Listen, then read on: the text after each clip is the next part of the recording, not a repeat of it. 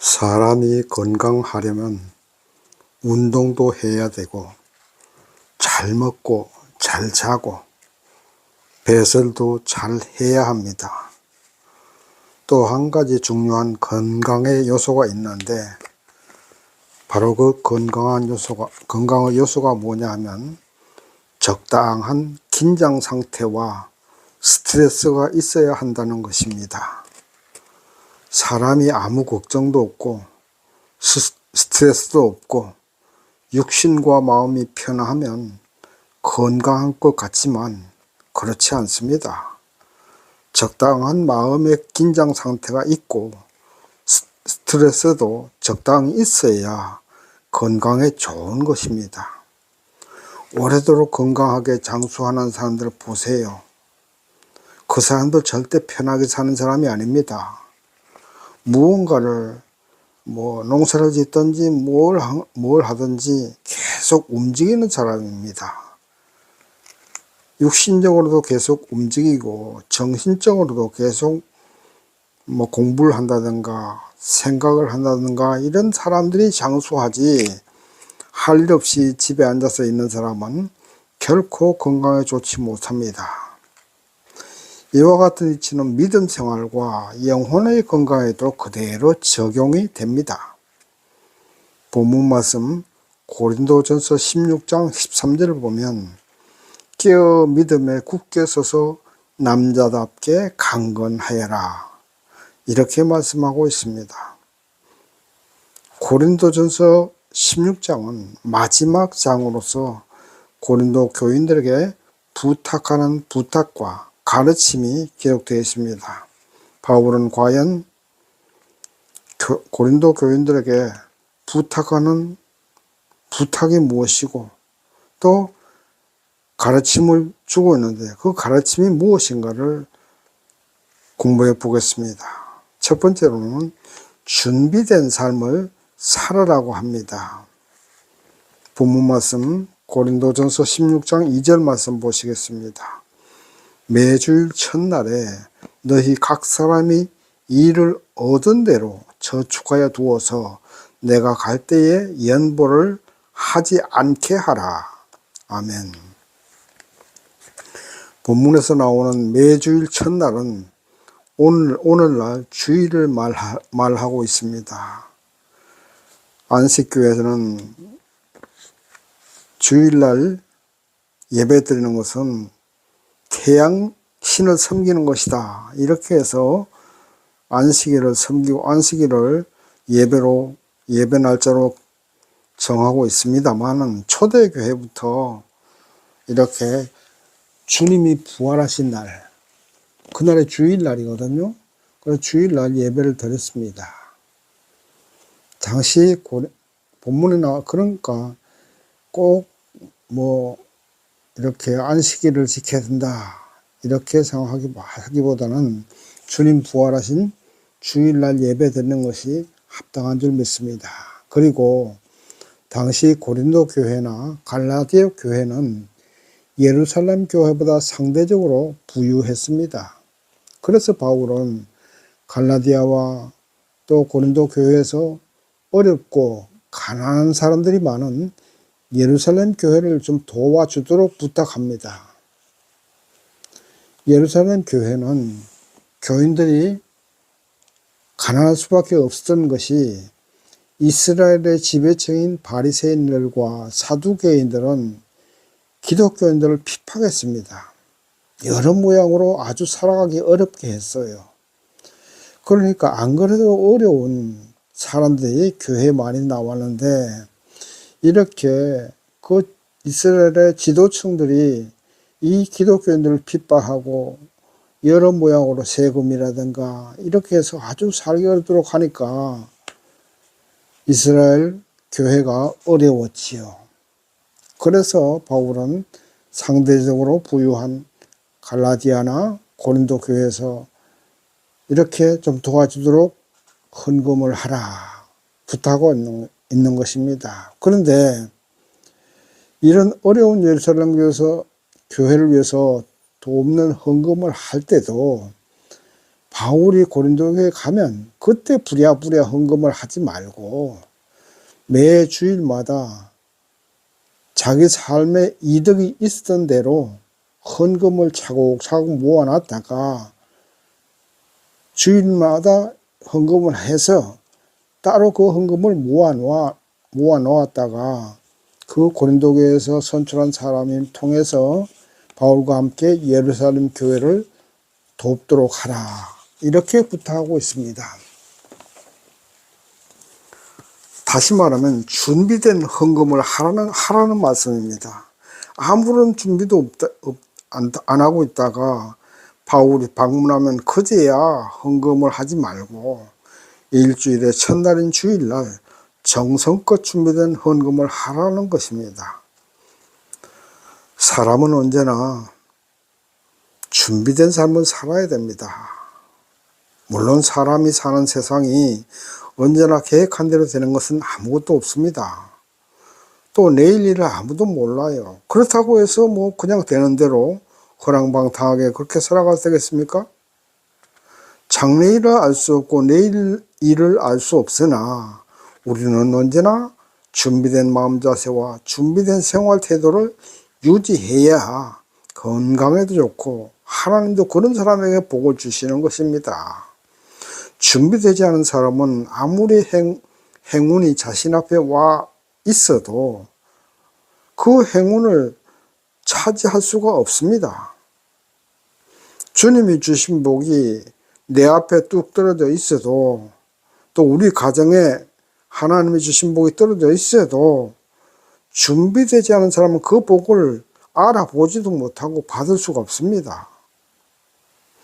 오늘날 예배 드릴 때도 그렇습니다. 일주일 동안 세상에서 일을 해도 그 일이 나를 위한 것이 아니라 하나님이 나에게 주신 사명으로 생각하고 하루하루를 성실하게 살고 기도하고 말씀 읽고 일주일 동안 준비된 헌금을 봉투에 넣어서 준비했다가 주일날 교회 나와서 하나님께 정성껏 드려야 됩니다. 이렇게 일주일 동안 기도하고 성경 보고 정성껏 준비한 헌금을 하나님께 드리면서 그런 예배를 드린 사람이 어찌 복을 받지 못하겠습니까? 어찌 하나님이 주시는 은혜를 받지 못하겠습니까? 아무런 준비도 없이 세상 일에 파묻혀서 세상 걱정에 찌들려 살다가 하나님도 잊어버리고 기도도 하지 않고 성경도 보지 않고 주일날 되어 정신없이 와서 예배 드린다면 거기에 어떤 은혜가 임할 수 있겠습니까? 예배 드리면서도 세상 일 걱정하는 거지요. 결코 하나님의 주신 복을 받을 수 없습니다. 세상 일도 그렇습니다. 철저하게 준비하세요. 준비 없이는 아무런 성과를 내기로 어렵고 준비 없이 성공하기 어렵습니다. 나는 과연 준비된 삶을 살고 있는가 반성해 보시기 바랍니다. 우리 주님 언제 이 땅에 재림하실지 아무도 알지 못합니다. 언제나 영적으로 깨어서 주님 재림을 맞이할 준비된 삶을 사시기 바랍니다. 주님이 언제나 나에게 복을 주시고 행운을 주실지 아무도 모릅니다. 그러므로 우리는 준비된 삶을 살아야 됩니다. 주님이 주시는 복을 받을 그릇을 준비하시고 주님을 감동시킬 믿음의 건강과 영혼의 건강을 준비해야 됩니다. 믿음이 잠들었고 영혼이 잠들어 있다면 결국 주님을 만날 수도 없고 복도 받을 수가 없습니다. 언제나 영적으로 깨어서 적당한 긴장 상태에 있는 것, 그것이 영혼의 건강과 육신의 건강을 유지하는 비결이고 또 그렇게 해야 복도 받을 수 있는 비결임을 믿으시기 바랍니다. 두 번째, 모든 계획은 하나님이 주관하신다는 것입니다. 본문 말씀 7절 말씀 보시겠습니다. 이제는 지나는 길에 너희 보기를 원치 아니하노니 이는 주께서 만일 허락하시면 얼마 동안 너희와 유하기를 바람이라. 아멘. 바울이 고린도전서를 쓸 때는 에베소에서 머물면서 전도 여행을 하고 있었습니다. 그런데 바울의 편지를 받고 고린도 교인들이 예루살렘 교회를 도울 헌금을 하면 그 교회에서 선출한 사람이 헌금을 가지고 가되 바울이 같이 가야 된다면 같이 가겠지만 혼자 갈 수 있으면 혼자도 가게 된다. 그러나 아직까지 바울은 에베소에서 전도를 계속하겠다. 왜냐하면 아직 전도의 문도 열려 있고 바울을 핍박하는 사람도 있기 때문입니다. 어찌됐든 겨울을 고린도 교인들과 함께 지내고 싶지만 그것도 주님께서 허락해야 그렇게 하겠다는 말씀입니다. 우리가 인생 살면서 모든 것을 철저하게 준비하고 노력해야 됩니다. 그러나 그렇게 애쓰고 노력해도 하나님의 뜻이 아니면 중간에 포기할 줄도 알고 하나님의 뜻에 순종할 줄도 알아야 됩니다. 왜냐하면 사람의 생각과 하나님의 생각은 다르기 때문입니다. 바울은 지금 주님의 명령인 땅끝까지 복음을 전하라는 그 명령에 순종하면서 계속 전도 여행 중입니다. 그 전도 여행을 위해서 계속 노력하고 기도하고 애쓰고 있습니다. 그러나 그 모든 계획과 기도에도 불구하고 하나님의 뜻이 아니면 이루어지지 않습니다. 하나님이 허락하셔야 되는 겁니다. 그러므로 오늘날 하나님을 믿고 따르는 우리도 어떤 일을 계획하고 그 계획에 따라서 우리가 노력한다 해도 그것이 하나님의 뜻이 아니면 순종할 줄도 알아야 됩니다. 우리가 계획하고 노력하는 모든 일들이 내 개인의 욕심과 영광을 위한 것이 아니라 주님의 영광을 위해서 주께 충성하기를 원해서 하는 일이라도 주님이 허락과 뜻이 맞아야만 이루어질 수 있는 것입니다. 손뼉이 마주쳐야 소리가 나듯이 고린도 교인들이 아무리 바울과 오래오래 있고 싶어도 하나님이 허락하셔야 되고 하나님의 뜻과 일치가 되어야 되는 것입니다. 그러면 과연 하나님의 뜻이 아닌 것이 무엇이고 하나님의 뜻은 또 어떤 것인가? 여기에 대해서 100% 알 수 있는 사람은 없습니다. 다만 우리가 영적으로 깨어 있어서 어떤 일을 해 나가는데 걸림돌이 많고 될 듯 하면서도 안 되는 일이 있을 때는 이것이 하나님의 뜻이 아닌가 보다 깨닫는 사람이 돼야 돼요. 기도하고 생각해 보아야 됩니다. 하나님은 세상을 창조하시고 운행하시지만 특별한 경우가 아니고는 자연의 법칙에 맡겨두십니다. 봄이 가면 여름이 오고 여름이 가면 가을이 오게 되는 것이 자연의 법칙이고 하나님의 일반 섭리입니다. 아무리 애쓰고 노력해도 여름 다음에 봄이 오는 일은 없지 않습니까? 세상에 아무리 기도하고 노력해도 하나님의 뜻이 아니고 하나님의 섭리가 아니면 안 됩니다. 그것을 인정하고 순종할 줄 아는 것이 하나님의 계획과 하나님의 섭리에 순종하는 것이 되는 것입니다. 그러므로 우리 성도님들은 세상 살아가면서 열심히 준비하고 노력하고 그 준비하고 계획한 대로 살아가야 되지만 그러나 그렇게 했는데도 어떤 일이 이루어지지 않을 때는 하나님의 뜻이 아니라고 생각하고 순응할 줄도 알아야 됩니다. 안 되는 일을 가지고 계속 애쓰고 노력하고 집착하면 본인이 괴롭고 주위 사람들도 힘들고 결국은 불행한 일이 벌어집니다. 억지로 무엇을 하려고 하지 마세요. 모든 것은 하나님이 허락하셔야 됩니다. 모든 일을 마음의 여유를 가지고 차근차근히 거북이처럼 해나가세요. 마음속의 욕심을 빼고 마음속의 욕심을 내고 어떤 결과에 집착하면 될 일도 안 되는 경우가 많습니다. 최선의 노력을 해야 하지만 결과는 하나님께 맡기는 것, 이것이 하나님의 주권을 인정하는 것입니다. 성공과 실패, 살고 죽음의 모든 것은 하나님의 뜻입니다. 그것을 인정할 줄 알아야 됩니다. 내 힘과 내 욕심을 앞세워서 안 되는 일을 계속 고집하면 하나님의 뜻을 거역하는 결과가 발생되고 본인에게 손해가 됩니다. 바울처럼 하나님이 하시는 대로 해야 됩니다. 다시 한번 말씀드립니다. 하나님이 허락하시는 대로 살아가십시오. 모든 주권은 하나님께 있는 것 잊지 마시기 바랍니다. 세 번째, 모든 일을 사랑으로 하라고 바울은 부탁합니다. 본문 말씀 14절 보시겠습니다. 너희 모든 일을 사랑으로 하라. 아멘. 하나님은 사랑이십니다. 사랑이 곧 하나님이시에요. 그러므로 바울은 고린도 교인들에게 사랑으로 모든 일을 하라고 부탁합니다. 본문에 보면 많은 사람들이 이름이 기록되어 있습니다. 바울은 디모데를 고린도 교회에 보내면서 그가 편안히 고린도 교회에서 일할 수 있도록 보살펴 달라고 부탁합니다. 그리고 아볼로에게도 고린도 교회에 한번 방문해 줄 것을 부탁했지만 아볼로는 이를 거부했습니다. 왜냐하면 고린도 교회는 바울파, 아볼로파, 게바파 이렇게 파당이 있었다고 우리가 공부했었습니다.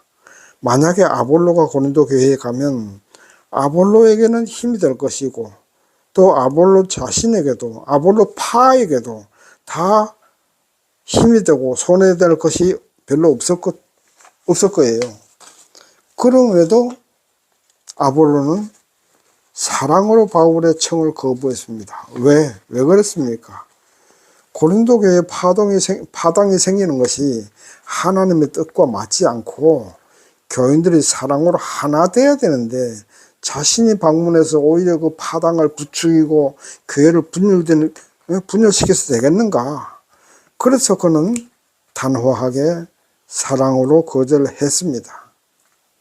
가지 않는 것이 좋겠다고 생각했기 때문입니다. 오늘날 보면 교회 안에도 서로 시기하고 서로 경쟁해서 자기 세력을 키우고 그 세력을 이용해서 교회 안에서 정치적인 어떤 지위와 위치와 자리를 차지하려 합니다. 그러다 보니 사랑으로 하나 되어야 할 교회가 파당이 생기고 분열이 생겨서 교회가 두 조각이 나고 또는 교단이 분열되고 이 모든 것들이 사랑으로 하나님의 일을 하지 않고 자기 욕심을 앞세우기 때문에 일어나는 현상들입니다. 사랑이 없는 교회는 하나님이 떠난 교회입니다. 사랑이 하나님이기 때문입니다. 그까지 명예가 뭐고 그까지 장로 노회장이 뭔데 그것 때문에 서로 미워하고 시기하고 세력을 확장하려 합니까? 하나님의 자녀들은 서로를 섬겨야 됩니다. 그것이 사랑입니다. 자발적인 참여로 어떤 사람이 노회장이 되든 장로가 되든 사랑으로 밀어주고 받아주어야 거기에 하나님이 함께 하시는 것 아니겠습니까? 돈을 탐하려면 세상에서 사업을 하든지 해야지 교회에서 정치적 힘을 이용해서 돈과 명예를 탐해서 되겠습니까? 하나님의 일을 섬기고 봉사하고 사랑하는 것이 하나님의 일입니다. 결코 어떤 정치적인 권력과 지위를 가지고 명예와 돈을 탐하지 마세요. 그것은 하나님의 일이 아닙니다. 돈과 명예를 탐하는 거기서부터 죄악의 포로가 되고 하나님께도 멀어지게 되는 겁니다. 본문 말씀 15절 보십시오. 형제들아, 스데바나의 집은 온 아가야의 첫 열매요 성도 섬기기로 작정한 줄을 너희가 아는지라. 내가 너희를 권하노니 이 같은 자들과 또 함께 일하며 수고하는 모든 자에게 복종하라. 아멘. 본문에 나오는 스데바나의 집은 예수를 영접한 아가야 제방의 첫 열매로서 이 사람들은 주님을 사랑하고 성도들을 섬기기로 작정하여서 자신의 집을 예배당으로 사용하게 했던 사람들입니다. 그래서 바로 이런 사람들에게 바울은 복종해라 이렇게 부탁하고 있는 겁니다. 초대 교회들은 오늘날처럼 예배당을 사용하기보다는 보통 가정집에 모여서 예배를 드리고 했습니다. 우리 기독교 역사에서 이런 사람들이 없었다면 오늘날 교회는 존재하지 못했을 수도 있습니다. 주를 위해서 성도들을 주님 사랑하고 섬기는 것처럼 작정하고 자신의 집을 예배당으로 바쳤던 그런 사람들처럼 작정하고 우리 이웃을 섬기고 같은 교인들을 섬기고 그런 사람이 지도자가 되어야 되고 또 그런 삶이 우리가 추구해야 될 성도로서의 삶입니다. 바울은 바로 이런 사람들처럼 주를 위해 작정하고 섬기고 사랑하라고 부탁하고 있는 겁니다. 본문 말씀 17절에서 18절을 보면 스데바노와 보르나도라는 사람들이 나옵니다. 바울은 이 사람들이 고린도 교인들이 바울에게 할 수 없었던 부족한 것을 보충해 주었고 고린도 교회 소식을 가지고 바울을 찾아와서 기쁨을 주고 마음을 시원케 해 주었다고 했습니다. 이게 무슨 소리냐면 바울이 살아있을 당시에는 오늘날처럼 휴대폰도 없고 자동차도 없습니다. 오직 사람들이 가서 얘기를 해야 소식을 들을 수 있는 그런 시대였어요. 그런데 이 스데바나와 보르나도가 바로 바울에게 고린도 교인들의 소식을 전해줌으로써 바울의 마음이 시원하게 되고 기쁘게 되었던 겁니다. 사랑한다는 것은 바로 이렇게 상대의 부족한 것을 채워주고 기쁨을 주고 시원케 해준 것, 그것이 사랑하는 것입니다. 세상은 받으려고만 하면 오히려 가진 것까지 빼앗기게 되는 수가 있어요.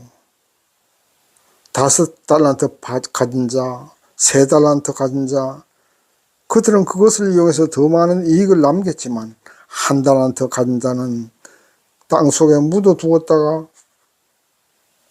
그 1달란트까지 빼앗겨서 그만 주님께 책망받고 만 것입니다. 내가 가진 것을 움켜쥐려고만 하면 남는 게 없어요. 자꾸만 나누어 줄 때 그것이 이자가 붙어요. 그 이자가 붙어서 돌아오게 되는 겁니다. 꼭 돈으로만 할 수 있는 것이 아니에요. 내가 남의 마음을 시원케 해줄 수 있는 것, 뭔가를 한번 생각해 보십시오. 내가 남을 도울 수 있는 것, 무엇이 있는가를 생각해 보십시오.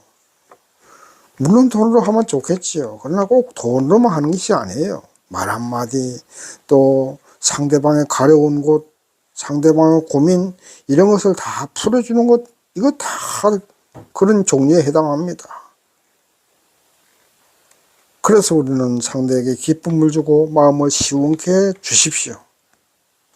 그러면 그것들은 더 큰 기쁨이 되어서 나에게 돌아오게 되는 겁니다. 그것이 사랑이고 그것이 복을 받을 수 있는 비결입니다. 말씀을 정리합니다. 세상 살기가 어렵고 힘들고 고생스러운 것은 사실입니다. 그러나 그렇다고 해서 대충 살면 안 됩니다. 철저하게 준비하고 준비한 대로 노력하십시오. 그러나 영적으로 긴장하고 깨어있는 상태로 살아가면서 과연 내가 하고자 하는 일이 하나님의 뜻에 합당하고 하나님이 함께 하시는가를 관찰하고 기도해 보면서 살아가야 됩니다. 그리고 할 수 있는 대로 이웃을 사랑하고 섬기고 도와주십시오. 기쁨을 주십시오. 그 사랑과 기쁨과 섬김이 몇 갑절로 이자가 붙어서 우리에게 돌아오게 될 것입니다. 이것이 바울이 고린도 교회에 부탁한 가르침입니다. 하나님을 섬기고 이웃에게 사랑을 베풀기로 작정하시는 여러분이 되시기를 주님의 이름으로 축원합니다. 아멘.